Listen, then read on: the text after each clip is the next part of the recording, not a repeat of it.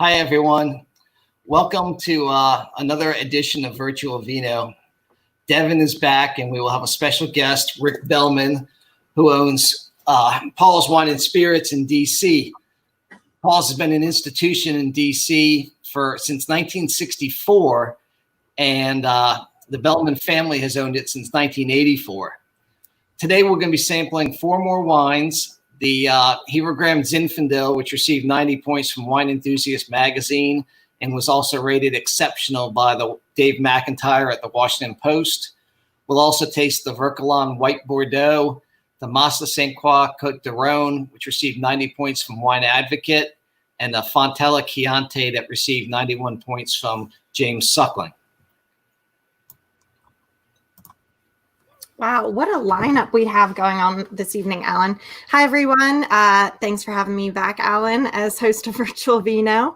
It was weird to have a Friday off. I think it was my first Friday off in like 17 Fridays. But I still enjoyed the show last week with Desiree from Wino Noir. Once again, such a great guest. I hope we can have her back. And I'm super excited to talk to our guest this evening, Rick Bellman from Paul's Wine and Spirits in DC.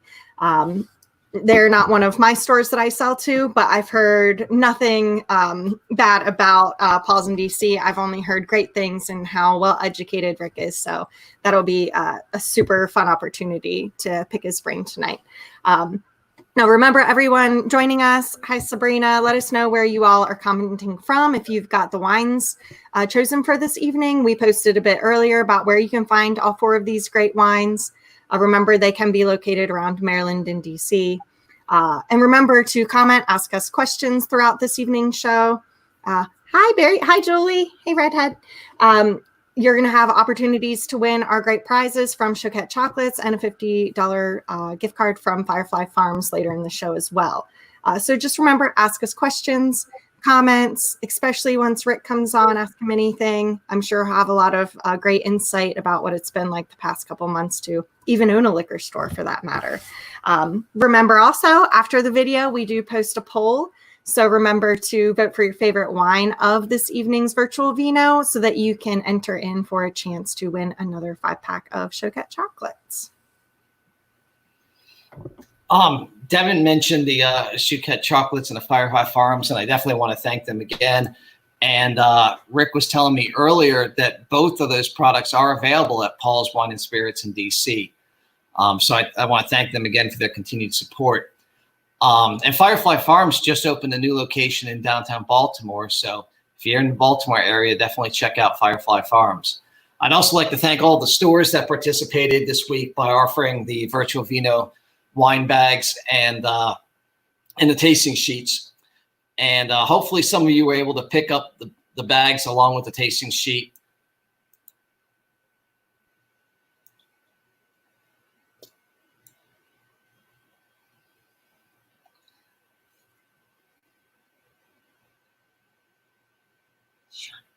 I think you're on mute, Devin. Sorry. That's all right. I forgot how to do this in 1 week. If you haven't seen the tasting sheet, everyone, you're going to get one of these in each of your Virtual Vino bags when you pick them up as a pack in store. They're a lot of fun. You can write down what stars you're going to give the wines. I don't do it during the shows, but for you all joining along with us, it's a super fun thing in all of your Virtual Vino bags. So your blue bags that you get is the packs. Now, we're going to get started with a French Bordeaux white. Absolutely love this wine. It's one of my favorite wines to take along with me back in the day when we did public tastings. It's definitely a wine for everyone. So without further ado, if you guys want to start pouring yourself a glass of the Château Vircoulon, go ahead and do so. And remember, don't hesitate to ask Rick and Alan questions this evening. Oh, someone's out there watching from their pool. I'm jealous. Cheers, Christy. And I know Alan wanted to mention a few things about what we do here at DMV Distributing before we get to bring Rick on. Well, more importantly, I want to mention that so we started DMV Distributing almost 4 years ago, and from the very beginning, Paul's Wine and Spirits has been one of our biggest supporters, and I'm just truly excited to have Rick on the show today. He Rick's a major player in the DC industry and has been so for the last 36 years, which is amazing. So I think it's going to be really interesting hearing not only what he has to say about the wines, but also about being in the wine business for over 36 years in DC. So Rick, thanks so much for joining us. Good evening. Thank you for having me, Alan. My pleasure. Hi, Rick. Thanks for joining. Thanks for inviting me. I'm looking forward to this evening. So any questions you might have, or just let me know. I'll be happy to answer any questions, or just anything you might want to know about Paul's. It'll be my pleasure. That sounds great. And I'm sure we're going to have some more comments and questions this evening for you. Now, Rick, I know that you also have all 4 of the wines that we're going to be trying this evening. So you're going to be trying them along with us. Before I kind of give a brief overview of each wine, we kind of wanted to pick your brain about what you think about each of these wines. So if you can tell us a little bit about your thoughts on the Château Vircoulon first. Sure. Well, the Vircoulon is just in Bordeaux. There's many different areas, and the Vircoulon is from not a particular designation in Bordeaux. It's from the appellation itself. So generally in Bordeaux and white Bordeaux, you have primarily 70% Sauvignon Blanc, which I believe this has, and 30% Semillon. There are different areas in Bordeaux, like Graves and Entre de Mer, which take on different grape varieties, although they do some overlapping. But you primarily find 70% Sauvignon Blanc grape in the white Bordeaux area. And this is tradition. I just had some the other day, and this is very typical of the style of the wine from that area. Very crisp, very clean. Unlike other Sauvignon Blancs, like from New Zealand and so forth, this generally doesn't show those little grapefruit notes that you find in a lot of other areas. To me, it's much cleaner and crisper. I really enjoy this wine. And same here, Rick. I think that the wine speaks for itself. It has gotten 90 points from a wine enthusiast. What's interesting about this wine is that it is obviously produced in the Bordeaux region of France at Château Vircoulon, but this is actually a family property for over 4 generations. The property itself used to, once they bought it and took it over in 1983, it used to produce many different crops. In 1983, however, Patrick Hospital took it over, and he decided to only focus on producing grapes to make wine, which was really interesting. Now, still a family-owned and operated winery, and he and his wife run it. So I absolutely love wineries like that. It's kind of a little bit of heart and soul into their wines to make it special. But like Rick mentioned, this wine does have Sauvignon Blanc. It has Semillon, and it has Muscadel. So it's that dry, crisp white Sauvignon Blanc blended with 2 additional styles of grapes, varieties of grapes that tend to be a little bit sweeter. So like I mentioned earlier, when I would take this out to public tastings, and I'm sure you've probably featured it at Paul's before during your public tastings, whether you have patrons that like sweeter dry wine, this is a wine that is shareable for everyone. And especially in this heat this summer, it's a super refreshing wine, in my opinion. I couldn't agree more. It's just super food friendly also, especially with during these warm days and hot days. It works well with sometimes don't find too many wines that work well with salads, but there's like the oils and the vinegars and that, but this seems to be very versatile, and it'll go with your fish, with chicken, with shrimp, and just an all around wine that'll work with many different foods as well. Absolutely. And I think go ahead. Oh no, go ahead. And just a great value also. I mean, we mentioned like all the price points and all these are just incredible. Incredible what you get for what you're drinking, the price points that these come in at. It even makes it taste even better.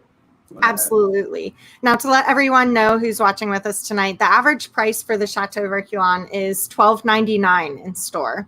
So for the quality of this wine, is absolutely fantastic to be able to find it for an average price of only $12.99. I think what really draws people to this wine when I feature it during tastings is the very fruity aromas. And like you mentioned, it's such a well-balanced wine where the Sauvignon Blanc and that grapefruit usually that you get from that grape is really well-balanced with the other two grapes that are, blended in there.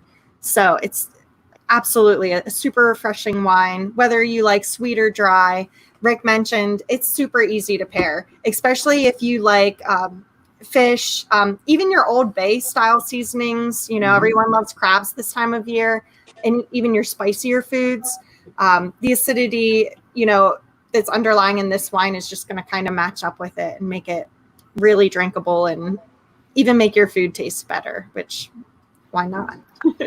So Rick, we know how difficult it's been for us as a distributor dealing with the coronavirus, but I'm curious your perspective of being a liquor store owner and dealing with the coronavirus and how you've adapted to it. Well, sure, definitely challenging, a whole different way of doing business. When this all started, I guess the end of February, beginning of March, we strictly shut down our store in terms of having customers into the store.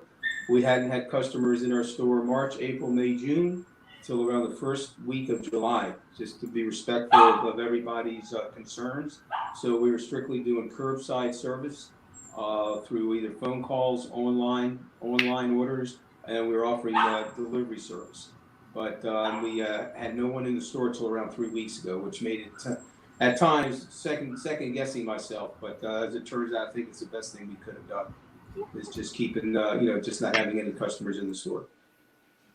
And since then, now that customers are coming in, I can't believe how many people still want to use the curbside service, and they love just getting used to calling us or placing the orders online, and then just pulling up in our garage, pop in the trunk, and we take the orders right out to the car. And a lot of people are still using that service. They just feel real comfortable doing that. That's really neat. And I mean, you had such a loyal clientele there. And I know because I did a whole lot of tastings over the years at Paul's.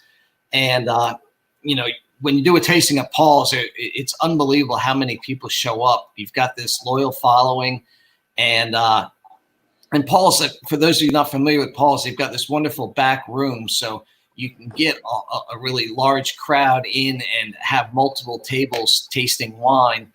And the one thing, another question for you, Ricky, would be is how frustrating it is and even disappointing that you can't do the tastings like you used to, because I always felt that was a big part of Paul's. Yeah, well, at first it was very disappointing. It was like something that we had to get used to, which we did obviously, and we've adjusted our hours, also to today's times. We close at 7 o'clock at night. We used to be open till 9 o'clock at night. We open an hour later in the morning at 10 o'clock, and we just shorten the hours than what we were accustomed to, it's just a whole new way of doing business. I mean, I've got my plexiglass screens up in the store. Everybody wears the mask. Customers are not allowed in the store unless they have a mask on, which I think is a DC law now also. I think they just passed that. So we're very respectful of everybody's feelings and concerns, during these times. And so far, so good. It's working out pretty nicely, actually.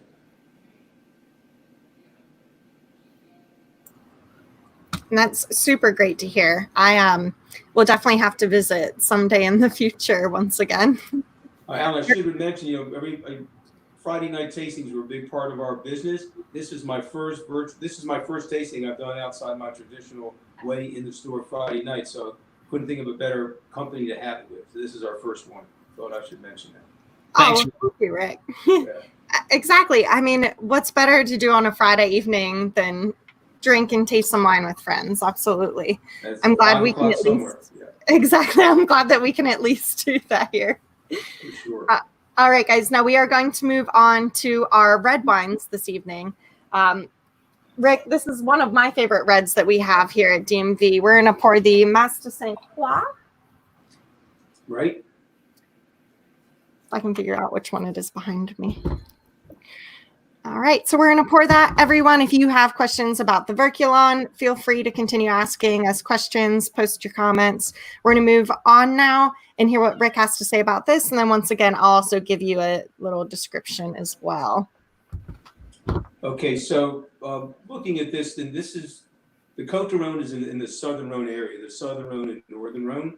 And within the southern Rhône area, you can learn a lot by reading the labels, especially on imported wines. So this just isn't a Côte de Rhône, it's a Côte de Rhône Village.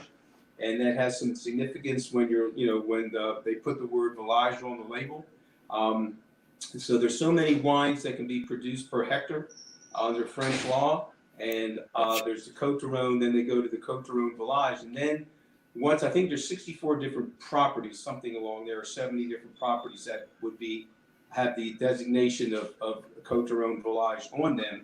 Then if you look at the label, there's also the word after that, Valrias, which is a particular area within the Côte de Rhône Village area. So it even is more significant if you look at the label. There's only 16, I believe, different areas within the Côte de Rhône Village area that has that designation. So this is a pretty special bottle of wine. The price point is incredible on it also. I believe it's your traditional grape varieties, which is Grenache and Syrah. I don't know if there's any Mourvedre in there, but I don't think so. I think there's just Grenache and Syrah. And it drinks lovely. I mean, I opened it up an hour or two ago, and it's even opening up a little bit more now that I just tried it again. So it's very soft tannins, mid-weight, very versatile as far as pairing it with foods. Just another great value in the Côte de Rhône Village area. I couldn't agree more. And it's very interesting. I've also been learning more about the particular wine labels, especially in the Côte de Rhône area. And by far, I mean, one of the best reds that you can get for less than $16. The average price in store is $15.99. Mm-hmm. So like Rick had mentioned, the quality price ratio on this wine is absolutely fantastic. Obviously, we started with our French wines this evening and definitely made good choices. This wine got a 90-point rating from Robert Parker from the Wine Advocate. And what was interesting upon researching a little bit more about this wine is the winery as well. All of the grapes in their vines are grown on hillsides. So we've mentioned Terroir before, and how hill and slope sides can really affect your wines. And I think that this does also, because it really affects the climate and the temperature change from night to day. Even being on the hillsides, they're not going to get too much rain either. And you can really notice the quality that this wine, absolutely has. And like you mentioned, just let it air out. If you guys have these wines with you, let your glass sit out for a couple hours, pour it in another glass. You can go back to the Vircoulon after, as you're tasting along with us, and just see the difference that the taste of the wine gets. But I absolutely love this wine. Like I mentioned, it has a really nice dark red color to it, about a medium bodied red in all aspects, but it still has a very full flavor of blackberries. You definitely get some sweet spices and licorice to it as well. I know I saw a question over there about, and we have a picture there of the hillsides. Exactly. It's actually a gorgeous vineyard. Yeah. Yeah. There was a question earlier about which wine. I think it was my sister-in-law actually that asked for the trout. And my guess is that my nephew probably caught that trout. And anyway, the answer, I think the answer would be the Vircoulon would be absolutely ideal with trout. Perfect. And, I agree. I hope you have a bottle to enjoy, Kristen. I agree. I think this would be really great. Any of your red meats or anything that you're going to throw on the grill this weekend, even with some nice fresh green vegetables, herbs would pair excellent with the Mess de Sainte Croix, for sure. Especially with some nice Firefly Farm cheese. Great wine for cheese. Absolutely. Perfect. So, Rick, since you say, we were talking the other day and you're saying you've owned Paul's since 1984, and I'm curious to know, have there been any dramatic changes in wine preferences since you started in the wine business? Well, yeah, big changes, and we've grown with the changes. When we first started out, probably the audience that we have here tonight won't even be familiar with some of the wines we were selling back then and the price points they were at, whether it be Sutter Home White Zinfandel, like at $3.99, and all these wines under, whether it be Kendall Jackson or Clos de Bois, or all those wines that were selling for $6 and $7 a bottle, back then. So we've seen the industry change. We've changed and grown with it also. And the consumer, to me, has gotten a lot more educated when it comes to drinking wine. They really know what they're talking about. So you really, on the other side, as a retailer, you have to be a lot more educated, I think, now than you were back then, because you're talking to a whole different audience. You're talking to people these days. At least, we have great dialogue and conversations with our customers, and it's that's what makes the business fun for me. Looking forward to that every day. One of the things I noticed at Paul's is that you guys seem to have, compared to most liquor stores, you seem to have a larger section for wines from places like Portugal and Spain, Chile, and Argentina. And I'm curious to know why you guys chose to do that. Well, we are trying to bring, have as much variety as we can in the store. We just we're finding that there's so many great values outside, with, the more traditional, areas of wine, whether it be Bordeaux or Burgundy or, California Cabernets. There's so many other wines to explore, and we're always looking for new opportunities and new places to go. And Portugal is like, Spain has been, and is also very hot in terms of quality, price ratio per wine. But Portugal, to me, now is the next big up and coming area. We're starting to see a lot of interest in Portuguese wines. If I could only pronounce the grapes, it would make it much easier. Those grapes are all indigenous to that area, and I still can't pronounce them. But that's what also makes it challenging as well. And Alan's got a lot of good Portuguese wines, don't you, Alan? Mm-hmm. We definitely have a few, and I agree with you. I mean, when it comes to the quality price ratio, Portugal, I think, stands alone right now in terms of there's just an abundance of incredible wine. Yeah. And there's a lot of reason for that, and I won't bore everyone going into depth about it, but the fact of the matter is that Rick's absolutely right. There you can get some incredible values out of Portugal, and that makes us happy. And next week on the Virtual Vino, we're actually going to have 2 Portuguese wines. Yeah, and I think especially Rick, I completely agree about the pronunciation of the grapes from Portugal. And then Alan twists my arm and makes me do videos for our wines. No, I'm just kidding. But I do videos for them. And half the time, the hardest part the largest part of my videos are bloopers of me mispronouncing the name. So I've gotten better. It will continue to, but it is tiresome sometimes to learn the different pronunciations because you don't want to get them wrong, but guaranteed, still people that have worked around wine for quite a while still will. Well, the average consumer is not going to know if you're getting the words pronounced incorrectly or not. Yeah. So you could fake that one if you wanted to.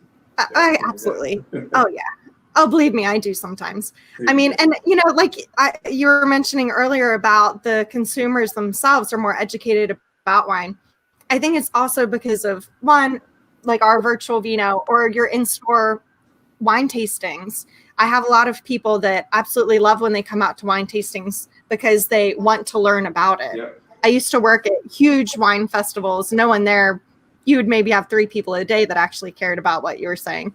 But it's still an opportunity if you want to. There are more opportunities nowadays to go and speak with someone that does know about those wines and can educate you. So those of you that are watching, even your store owners at liquor stores, ask the employees there for recommendations about wines. Don't be afraid to try new things. Right. These people, you're educated. I would love to go in and, ask Rick's suggestion and, even a food pairing for that weekend about which of his wines that I should take home. I'm sure you guys have experienced this plenty of times. Like a lot of people will come in and say, I want a white wine, but I don't like Chardonnay. And I say, well, how about a nice white Burgundy? And they say, oh, yeah, I love that. Well, that's Chardonnay. Any white Burgundy is Chardonnay. It's just a totally different style, and people get this image in their mind of just these big buttery oaky style California ones, which are fine, but you can take the same variety, the same grape, and it could taste totally different just depending where it's grown.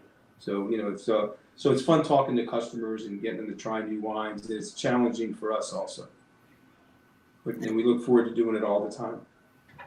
Yeah, I agree. I love the public tastings, but in the meantime, and we've mentioned before, we want to continue even when we can do public tastings again, the virtual vinos, because we do get to bring on guests like yourselves and winemakers from around the world to educate people and even make relationships with that are really special. And those of you that watch and join us, it's really great because you get to ask them questions and interact, and while you're drinking, the wines that they specifically made or that they sell every day. They're, the front line of these wines. So who better to ask and, pick your brains about. That's exactly. Yeah. All right. So yeah, like I mentioned, absolutely love this wine. Now we are going to move on to our Fontella Chianti. I believe we do have a giveaway coming up as well for our 5-pack of Choquette chocolates. Now, Austin asked a question, Rick, if he lived in a different state other than Maryland and or DC, could you ship wine? Well, sort of. I mean, there's like really about 16 states that you're allowed to ship to. So there is a map that we do go by the state limitations or rules and regulations of shipping. So there's about 16 or 17 states that you can ship to. Some people elect to ship to most of the states, but we try to stick to what areas we're allowed to actually ship to. So there is a map that will consumers can look at to see if their state is allowed to have wine shipped into them. Yeah, and I know we've done some other virtual events, especially with Lion and Dove recently, and we've kind of sent people towards Paul's Wine and Spirits in DC to go online and see if you can ship to them, because it is a great thing that even if you're viewing from another state and you want to try these great wines, if they are not around your state yet, it is great to at least go to their website, see if it's an option for them to send it to you. Oh, hey, Greg Jones. Cheers. He says hello, best distributor. You are best sales director of an importer, Greg. Cheers. All right, so we are going to move on to our Fontella Chianti now.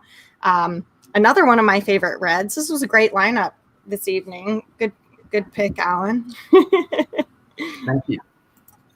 We should give Greg the credit, right? Absolutely. Good job, Greg, for supporting DMV and making sure that we sell really great wines at a great price. Now, the Fontella Chianti, I have a lot to say about this one. I want to hear what Rick says as well, but this is probably one of my top selling reds, honestly. I don't know if it's the label or the fact that it's fantastic. I think it's a mixture of both, but definitely a really high quality, great priced Chianti. So this is like the Rhône that we tasted, and now you're looking at the Chianti. So there's Chianti Classico, Chianti Classico Reserva. So again, some of it goes by the same regulations in terms of how many areas there are in the Chianti region, and I believe that at least 70% of what goes into Chianti has to be Sangiovese. There is some Cabot, some Merlot, and a percentage of some indigenous grapes that are also blended in. But generally, from a profile, as far as the style of the wine, you can definitely taste the difference between this and the Macon Village. This is much lighter, has a little more fruit to it. Even someone that might like a Pinot Noir could enjoy this Chianti very easily. Very versatile wine, so it's a red wine that you can pair well with fish and with chicken, and so forth, and lighter red meats. But also a very versatile wine, and where if you go into like a Chianti Classico, you're getting into a different area. It doesn't mean the wine is really any better. It's just a good, totally different style. It's a little more weighted, has a little more complexity to it. But this is a great wine, and this at a great price. We sell a lot of this at the store. Yeah, I think one thing to mention, and one, it has a 91 point rating by James Suckling. So fantastic rating, especially for a Chianti, with such a great price. The average price for the Fontella Chianti is only $11.99 in store, which is amazing, especially once you try this wine. I think now, we were asked earlier about what wine to pair with the trout. Honestly, I wouldn't be afraid to pair this red with, it doesn't have to be just a pasta pairing. Like you mentioned, it is so well balanced, and it has more of a bright cherry and plum flavor to it, where I wouldn't be afraid to even pair it with a seafood or even fish. I think the acidity to it is going to really bring out the flavors of your fish as well. I think this would work really nice with fish. It depends, I could definitely see doing it with fish. And then one thing that we found over the years, when a lot of people used to think of Chianti, the old wicker basket, and Chianti sort of took on a different image, I think, at one point. But it's really, there's so much more variety of Chiantis and Chianti Classicos and Reservas coming into the States now that, some of them merit a $30 and $40 price point when it gets up to that Reserva level, and rightfully so. There's some great Chiantis out there. It's just, I think at one point it's sort of an image it had to get over, and with the old wicker basket that a lot of people used to associate Chianti with. But there's a lot more, and this is a perfect example of the bang for the buck. This is a great wine. Definitely. Now, Denise asked, would any of these wines pair with shrimp and grits? Absolutely. I think especially the Vircoulon that we tried first this evening, and even the Fontella Chianti, like I mentioned, would, I think, really bring out even the kind of zesty flavors, depending on, of course, what you put on your fish. Yeah. Shrimp. But even the Old Bay, if you're in Maryland like the rest of us. Brandon loves it with blue cheese crusted ribeye. Absolutely, Brandon. Or just a ribeye. Some red meats for sure. Now, I don't get much of an oak taste to this. It is aged in 3 months in a very large Slovenian oak barrels, but I think because the oak barrels are so large that it doesn't have that very concentrated oaky taste. So this is a very fruit-forward Chianti. So I know a lot of times the tannins in Chiantis that you may have picked up in the past because you're like, oh, Chianti, I watched Silence of the Lambs once and I want to try it, but you hated it. Definitely give the Fontella Chianti a go, because the quality of this and the amount of fruit that really appears in this wine once you try it is delicious. Yeah, I couldn't agree more. So again, this is a big seller for us in the store. We have it floor stacked all the time, and it's an easy go-to in terms of value and so forth. So and it seems like I don't know, is this the first vintage you've had of this, or it's because I know we've yes, this is the first vintage I think we had of the font. Actually, that's a good. Yeah, this is second. I think it's second vintage. It's the second. Mm-hmm. This is second. I think I think the previous vintage had a similar rating, if I'm not mistaken. Mm-hmm. But I think you're right, Ricky. I think it is the second vintage we've had of it. I apologize. Yeah, so it's always consistent, which is really important in business. Exactly. Very consistent. Consistency is huge. Absolutely. Ricky, earlier when we were talking off air, you mentioned your dogs, and for those who don't know, Ricky is a big dog lover. Has 5 dogs, and he's been on the board of the Montgomery County Humane Society for over 12 years, and for the past 17 years, I think it is, that Paul's has held a canines and felines fundraiser. Typically, it takes place at the Embassy Suites, and before that, it was at the Maggiano's in Friendship Heights. Right. So, and for those of you not familiar with Friendship Heights, which is where Ricky's located, you're talking Wisconsin Avenue and Western Avenue and Military Road right over there in Northwest DC. And I'm curious to know, Ricky, I'm sure it's very disappointing not having the fundraiser this year. And I'm assuming that you're not going to be able to have it the way things are going. Have you guys thought about doing any type of a virtual fundraiser? We have thought about it. We've thought about trying to do some type of online auction, which is part of our fundraising. We do a silent auction at the event.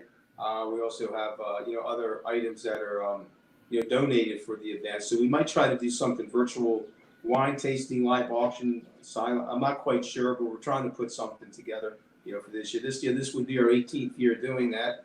And that's my wife's involvement also. She's been working at the Montgomery County Humane Society for like 20 some years now. So this is definitely a big passion for the both of us, and something that we obviously really enjoy and really support.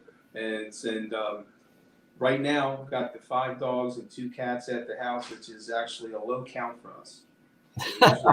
And they're all permanent also. They're not they're once they land up here, they stay here. So it's so this is a very important event for us. Hope to see if we can pull something off this year. We're not quite sure. Yeah, I mean, and for those of you who haven't been to the event, it's really a first-class event. And, there's probably, 15 or 20 tables at least of wines being tasted. There's unbelievable food to munch on. It's as classy a wine tasting as I've ever been a part of. And really, Paul's does an unbelievable job of running it. And it's just a shame that it's not going to happen this year. But hopefully, you guys can come up with something, and obviously we'll do anything we can to help Ricky. So just let us know how we can be involved. All right. Well, we definitely appreciate that. And, once I get I'm working on it a little bit. Once I have a little more information, I'll definitely be in touch with you. See what we can do this year. But I appreciate you mentioning that, and we'll see if we can make it happen. Trust me, all of us here at DMV Distributing have animals and absolutely love them. So anything you need, Rick. Thank you. And Gina, who also works for DMV Distributing, used to volunteer for the Humane Society in Southern Maryland. Oh. Gina, I can see you doing that. That's nice. Probably Very chasing nice. the kitties around. I'm surprised my cats aren't on the table now. That's what I was worried about all night. But they're behaving themselves for right now. Yeah, it is quite surprising. Our first couple of weeks of this, I had a few oopsies live on camera of cats ripping down the signs behind me and or knocking over wine bottles. So yours have behaved so far. So far, so good. There was one I was definitely worried about, but she's occupying herself somewhere else, which is fine. But one of my animals I used to have, him and I used to share wine together all the time. The big guy named Château, he used to, every time I poured a glass of wine, he was right there. So we used to share wine all the time. I used to get his opinion also. Oh yeah, definitely. They now make the catnip wine, so really, you never have to drink alone. Yeah. One of my best friends got me that one year. I don't know what that meant, but not drinking alone. There you go. All right, guys. Well, keep asking us your questions. Leave comments. For Rick, Alan, and myself, we are going to move on to our last wine of the evening. Now, this wine was recently featured in the Washington Post. Actually, 3 weeks in a row, we had 3-star wines in the Washington Post. That's not 3 out of 10 stars. That's 3 out of 3 stars. Exceptional. From Dave McIntyre in the Washington Post. Now, this is a Zinfandel, the Hierogram Old Vine Zinfandel, actually from California. So we're staying in the States for this one. Pour myself a nice glass. Now, Rick, have you gotten to try the Hierogram yet? Oh, yeah. More than once. Yeah. Okay. Yeah, for sure. Good. Well, I can't wait to hear what you think about it. I just love Zinfandels myself. And what I really like about this, there's a lot of Zins or a lot of wines can drink hot. I don't know if that means, but that might mean to certain people. But sometimes they drink just too big and they're big fruit bombs, and they just drink warm. They just drink hot. This wine to me has a great balance of a lot of soft fruit, a little bit of spiciness. Has a great finish on it. It's just very, very versatile, and I haven't had a Zin at this price point that I can remember in a long, long time. There's a great value in wine in general, but especially if you enjoy Zinfandel, it's hard to beat something like this. To me, this wine has it all: balance, fruit, soft tannins, mid-weight, not real heavy, not too heavy of a wine. So this definitely would be highly recommended at Paul's as well. Absolutely. Now, you mentioned the price. The average price in store is $14.99, which is absolutely amazing. As you can see there up on screen, it has a 90-point rating from Wine Enthusiast, an exceptional rating by the Washington Post, just featured last Wednesday. So this Zinfandel, I find it odd, sort of, during public tastings that a lot of times when I feature Zinfandel, people mention how they think that a Zinfandel is a cheap grape. Right. I think that comes with your white Zins and just, I don't know, I guess when people went to college, they were just picking up the really huge bottles of just a cheap kind of, white Zin, just the little, not even a rosé, but it almost looked like one type of deal. But I always mention that, no, these are absolutely fantastic grapes. And this is a really great example of what a Zinfandel should be. Obviously produced in California in a super great flourishing region there. I get a little bit of notes of vanilla and oak, even a little bit of an earthy smell to it, but it is very fruit forward at first. And then the taste itself is super well balanced. So no matter what you're eating tonight for dinner, whether you're eating a salad with chicken, whether you're eating any beef, lamb, poultry, even if it's pasta night, this is going to pair really well with that. I think you had a person tuning in earlier about something to pair with steak. I believe this would be ideal with their steak tonight. And I don't know if you ever had red wine, but I drink a lot of my red wine with chocolate. Even when I'm at the end of the night, and a piece of the chocolate with a nice red wine like this would be a nice way to end the night. This red wines go great with chocolate also. For sure. And I know we mentioned earlier, congratulations, Julie, I saw earlier, won the 5-pack of Choquette chocolates. Once again, thank you, Choquette, for being a great sponsor of our virtual Vinos with DMV. Now, both of our sponsors this evening, who have stuck with us for quite a while now on Virtual Vino, you can find both of their products at Paul's Wine and Spirits in DC. So he has Firefly Farms cheese and also Choquette chocolates, which are delicious. Anything with caramel inside is a winner to me. So I'm in. Me as well, yeah. But especially pairing with your wine. So at this point in the show, we've gotten to what we call our last call segment. And if anybody has additional questions they want to ask, I know I've got a handful of questions I'm curious to query you on, Rick. But you guys were mentioning the Firefly Farms, and I actually had some Firefly Farms earlier today. I didn't get it from Rick's store. I didn't get it from Paul's because I live pretty far away. But I was able to get it. It was called Bloomy Breeze, and it was a soft cheese. It was absolutely delicious and went incredibly well with this Zinfandel. And we got it from, I think it's called Imperfect Foods or something like that. It was delivered to us, and it was really, really good. Oh, yeah. So, but anyway, in terms of questions, the next thing I wanted to ask you about, Ricky, is I know that you've got a lot of guys that have been working with you for a long time. And I'm thinking about Bashir right now. He's been there, I think, at least 20 years probably. And I'm curious, to me, you guys are really, really fortunate to have Bashir, because for those of you who don't know Bashir is actually a trained chef and also happens to be a sommelier. So when you're going to the liquor store, you've got this person there to help you pair wines with your food. And what could be more ideal than having a chef who happens to be a sommelier assisting you in finding the appropriate wines for your meal? And he has, I think, he has, I'm trying to remember the actual title that he's got, but he's got a certificate in the Italian wines, certificate in a French wine as well. So he's very versed in Italian wines. Is his main his main thing, so to speak, but he also has a great palate and great knowledge on our French wines as well. So yeah, Bosch has been with me for a long time, and he's got the complete package also.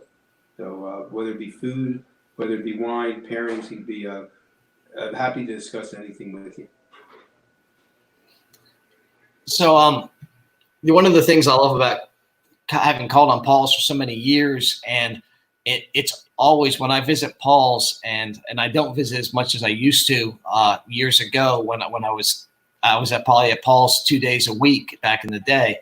But it's always been the same people working at Paul's, and I think that says a lot about a business when you've got people that work the store for such a long period of time. And I'm curious, because I know the answer to questions sometimes before I ask them, but in this case I don't. So there's two fellas, Manigi and Pat, that work in the back room at Paul's, and I'm curious now, how long have they been with you? Well, I've had this store they've been with me 32 and 33 years. I think Pat's been with me 33, and Monigi's been with me 32 years. So almost the first 1 year after we bought the store, both those guys joined our team, and they're still here today. Yeah, so customers know them. They know the customers, which is important also. We haven't had too many new faces come through the store in the last 34 years. Although we're starting to add new dimensions to the store, so we're bringing in some younger people to help out with our social media, which is something that we need a younger person for. So we're starting to launch a campaign there. But for the most part, everybody's been with me for 30-some years now. That's really amazing. I mean, I think that's so unusual in any business that people stick around that long, and it's a great compliment to you and to your brother. So that's really neat. Earlier, you and I think this was yesterday, actually, you and I were talking, and we got on cigarettes. And I know that Paul's no longer sells cigarettes, but I think when you guys were early on, back in the 80s probably, did you sell cigarettes? Yes, we sold cigarettes. We haven't in a long time, but what I was telling Alan yesterday, as we were reorganizing the store and we got rid of the cigarette sign, I have the sign in my office, and it has, I think, filters, king size, the 4 or 5 different types of cigarettes. It's got prices of $2.99, $3.49, $3.99, but that was a carton. That was for 10 packs of cigarettes back then. So 30 cents a pack, 34 cents a pack for cigarettes. I have that sign in my office right now. That's absolutely incredible. Yeah. I mean, I'm proud to say that I'm young enough to not remember when cigarettes were that inexpensive. Right. But it just. Or when gas was 50 cents a gallon. I was going to say, or gas for that matter. Right.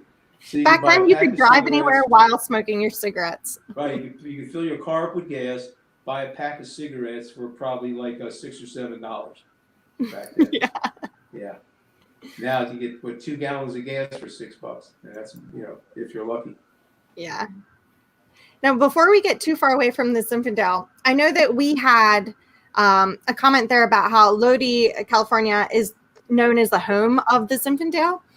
We had a few pictures to show everyone, especially if you have the Zinfandel on you. You got it at one of our great stores that is supporting us this evening and has all 4 of these wines. About how some of the vines themselves can be over 100 years old. So we did want to show you all that these vines at this point, because they're so old, even in California they look like just little trees with the grapes. So, back when that vine was growing, cigarettes were only like 40 cents a pack. Right about. And there's Lodi in California. So if you ever visit, once we can fly around again and visit, remember there's not only, the Napa and huge places like that. You can get this fantastic Zinfandel there. I know, Greg, it actually really is. The Zinfandel is fantastic. I mean, the profile's changing as, in the last half an hour as I've been drinking, it's just gotten even better, so, which is a good sign. Good sign for a good wine. I thought the same. Greg Jones, he's eating a full pack of barbecue ribs, and No napkins. Well, Greg, I at least hope you have a shirt on to wipe your fingers off. Or some shorts at that point.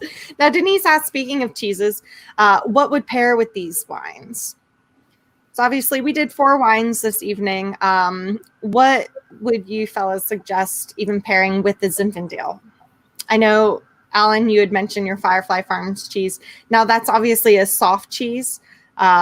It's probably goat, right? I mean, usually they have some cow cheese there at Firefly, but yeah, probably I think it was actually, I don't know if it was all cow, but I think there was cow. okay. Yeah, they've kind of gotten into that market as well. It used to be all goat. Well, I would do like maybe a smoked cheddar, you know, a hard smoked cheddar with the Zinfandel. I think would pair really nicely as well. That's a great idea. Yeah, I love cheese, so I would do a sort of a smoked hard like amber type cheese. Would work really well with this. Yeah. Will this pair well with my dinner? I'm having salad. Well, depending on what dressing you're putting on the salad, vinaigrette or something fruity might pair well with this Zinfandel. Yeah, dressings can kill a wine, that's for sure. So you got to be real careful. Definitely. Yeah. Maybe just like taste your dressing on your finger once and take a sip of wine, and then see what really actually tastes best to you. Or dip your lettuce into the wine and maybe do it that way. Whatever works. Yeah, whatever works. Then it's a Friday. There are no rules, guys. We're heading into the weekend. All weeks seem about a year in length at this point in 2020. So taste all your salad dressings with your wines. Right, exactly. Now, Gina mentioned these wines are pairing great with mom life right now. I bet. And your son There they are. At least a whole bottle of this wine, 100%. Now, I know Alan had a few more questions for you, Rick, before we let you go tonight. Once again, thanks so much for joining us. It's been really great having you on Virtual Vino and trying all these fantastic wines. Those of you that are watching with us, feel free to send in some more questions and comments as well. Yeah, one of the things I neglected to mention, Ricky, was your brother Steve, and just so people know that Ricky and Steve have been running Paul's for, we would say it was 35, 36 years now. About 37 years now we've been there together, yes. Yeah, and Rick concentrates on the wines, and Steve tends to take care of the, I guess Steve does a little bit of sparkling wine, and then he does the beer and the liquor. He does all the spirits, yes, as well. So what's it been like working with your brother for that long? To me, you're a saint, because as much as I love my brothers, I don't think I could work day in and day out with any of them. Oh, it's had its moments, to say the least. It's not easy, you know, but you know, obviously we make it work. It's been there's been some times there where it's, you know, second guess myself sometimes, but in the long run, it's working out just fine. But 37 years is not easy, believe me, not easy. But it's worked out just fine. We complement each other. He does the spirits and the beer. I do the wine, so forth, and so we stay out of each other's way a lot of times. So so that's, I think, part of the secret to it as well. That's really neat. So I see Devin. Somebody won the Firefly Prize. Oh yeah. Let's see here, Alicia and more. Congratulations, you won the $50 Firefly Farms gift card. So make sure that you send us in on Messenger to our DMV distributing Facebook page your email address as well as your address, so that we can make sure that you get your gift card. And try out the cheese that Alan had tonight with the Zinfandel. Make sure you go out and get a bottle of that to pair with it. Alan, what did you end up having with the Zin tonight? What were you eating? I had one that I'd never had before. It was called Bloomy Breeze, and I'm assuming it's a new cheese to Firefly Farms, because I was not familiar with it. Yeah, me neither. It was absolutely delicious. So when you have your cheese, do you let it sit for about an hour or so after you got it out of the fridge? or how do you eat your cheese? So, I know where you're going with this, and you're supposed to, just like you're supposed to sometimes aerate your wines. And it really, I'm a pretty simple person. So if I'm hungry, then I'm not going to do it properly. Just like if I'm thirsty, I'm not going to do it properly with the wine. Gotcha. So tonight, I won't lie, I ate it right away. But I will say that just like with wine, the cheese does get better with time. No doubt about it. The air, and then you don't you don't want it too cold.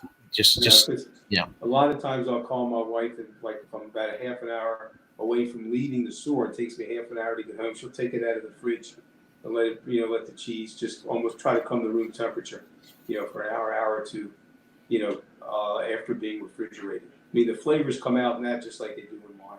But, yep. Well, you're absolutely right. And if I were more disciplined, I would have done it properly.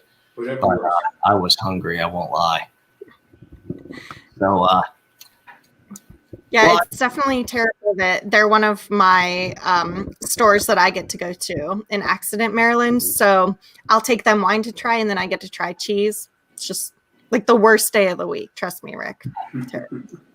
That's one of the perks in the business when you get to call on an account that sells cheese. That's absolutely genius. Cheese and wine and chocolate, it doesn't get much better, at least for me. Yeah, I need to find a chocolate place. I think the last time I was in there, Janet made me try like 10 different cheeses. Wow. Made you do it. She made me. Twisted my arm. She twisted your arm, right? Yeah.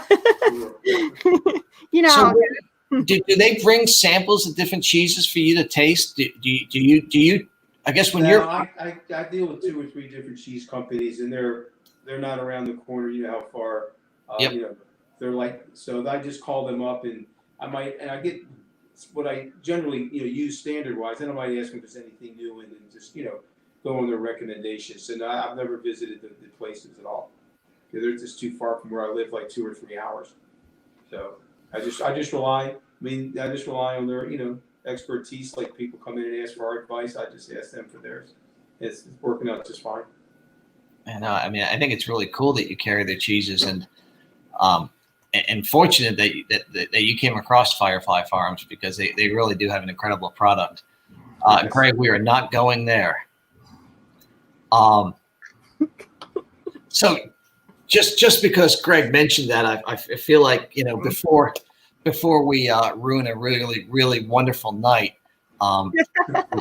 we should go ahead and thank Ricky, because it's been an incredible experience. Calling on Ricky for as long as I've been doing it in the business, and having him here tonight was a lot of fun.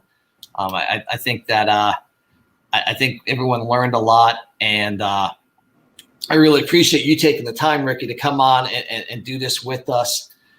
So, my pleasure. Well, thanks for asking me. I appreciate it. I was looking forward to it all week, so it was enjoyable for me as well. So I appreciate you asking me.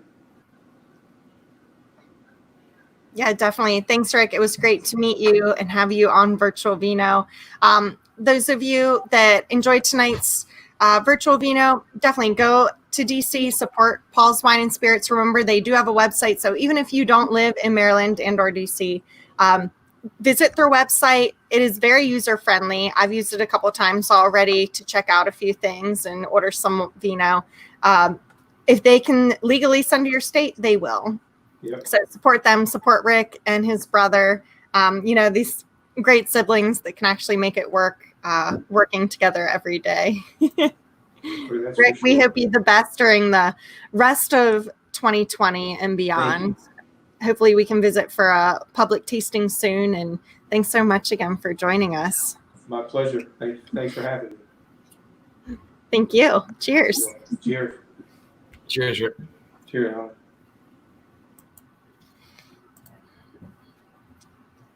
All right. So thanks everyone for joining us tonight. Rick was super great. Such an amazing guest. I absolutely love hearing the insights about what it's been like there in DC, owning a liquor store the past few months. I can only imagine just going in them quite often. Now, next week, we do have another wonderful guest, Alan. Do you want to tell everyone who's joining us next week? Sure. And before I talk about next week, I do want to remind, I know Devin's mentioned this a couple times, but I want to mention it again. Please don't forget to vote in our poll for which wine you thought was the best wine you tasted tonight. It's on our Facebook page, and everyone should vote. And we do select someone from those who have voted. We always select a winner of another 5-pack of Chouquette chocolates. But next week we're going to have Bryce Gillespie from Marquis Selections, and he is. I'm really curious to talk to him because Bryce is from South Africa. He sells wines from all over the world, but does a lot of South African wine. And what's going on in South Africa with all alcohol right now is fascinating, and I'm really curious to hear him talk about it because it's truly a bizarre situation, and hopefully not something that would happen here. So next week's wines, obviously, we're going to be doing the Baksburg Chenin Blanc from South Africa, and we'll also have the Silent Oak Red Blend from Portugal that received 90 points from Wine Enthusiast. We'll have the Paxis Rosé, also from Portugal, and the Scenario Mentilla from Spain, which received 92 points from Wine Enthusiast magazine. Please, if anybody that's still watching, please don't hesitate to share Virtual Vino. It really helps us when you do so, if you share it on your Facebook. And again, I want to thank Rick and Devin for making this a great night. And I hope everyone will join us again next Friday at 7 o'clock. I can't wait, Alan. I feel like you really teased that whole thing in South Africa. So Google it if you guys don't know what we're talking about. And just pray that it does not happen here in the States. Never again, prohibition. With that said, we will see you next week, 7 p.m. Eastern time here on DMV Distributing. Thanks, Rick. Thanks, Alan. Cheers, everyone.